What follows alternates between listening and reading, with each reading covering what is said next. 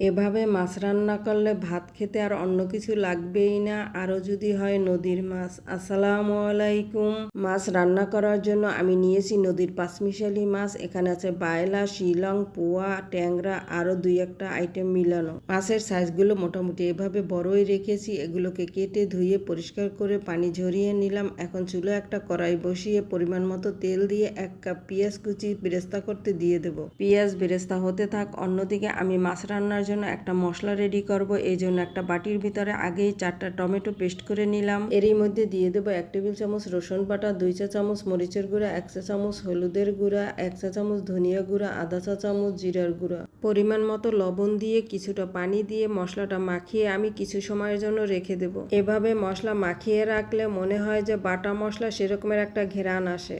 মশলা মাখাতে মাখাতে এদিকে পেঁয়াজ বেরেস্তা হয়ে গিয়েছে। এখন মশলা পেঁয়াজ বেরেস্তার ভিতরে দিয়ে দেব। তেলের ভিতরে মশলা একটু কষিয়ে নিয়ে এর ভিতরে বাটিটা ধুয়ে অল্প একটু পানি দিয়ে দেব। চুলার আঁচ মিডিয়ামে রেখে মশলা খুব ভালো করে কষিয়ে নেব। আর অন্যদিকে মাছের সাথে আলু দেওয়ার জন্য আমি কয়েকটা নতুন আলু এভাবে পাতলা পাতলা করে কেটে নিয়েছি। মশলা কষানো হয়ে গিয়েছে, তেল ভেসে উঠেছে। এখন মাছগুলো দিয়ে কিছুক্ষণ মাছগুলো কষিয়ে নিয়ে এর ভিতরে আলু দিয়ে আবার কিছুক্ষণ আমি কষিয়ে নেব। এখন মাছ নাড়াচাড়া করলেও ভাঙবে না, তাই আমি আলু আর মাছ খুব ভালো করে মশলার সাথে কষিয়ে নেব। পানি দেওয়ার পর আর নাড়াচাড়া করব না। কষানোর সময়ও খুব সাবধানে কষাতে হবে যাতে নাড়াচাড়ায় মাছগুলো আবার ভেঙে না যায়।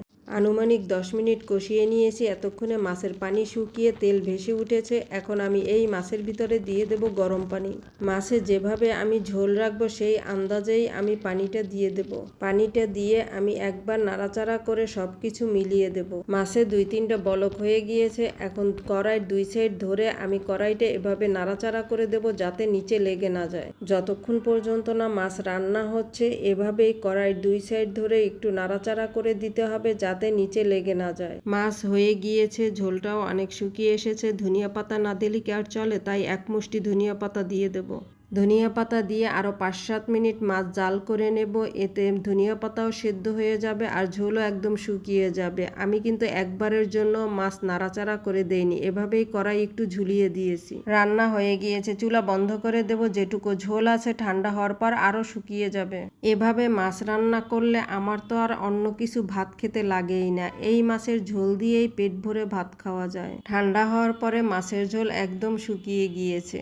মাছগুলো ভেজেও রান্না করা যেত, আবার এভাবে রান্না করেছি বা হাতে মেখে রান্না করলে এক একটা রান্নার এক এক রকমের স্বাদ হতো। যাই হোক, বিভিন্নভাবে রান্না করে ভিন্ন ভিন্ন স্বাদ পাওয়া দরকার। আমার কাছে এই মাছের রেসিপি ভালোই লেগেছে। আপনাদের কাছে কেমন লেগেছে? ভালো লেগে থাকলে লাইক, কমেন্ট, শেয়ার করতে ভুলবেন না।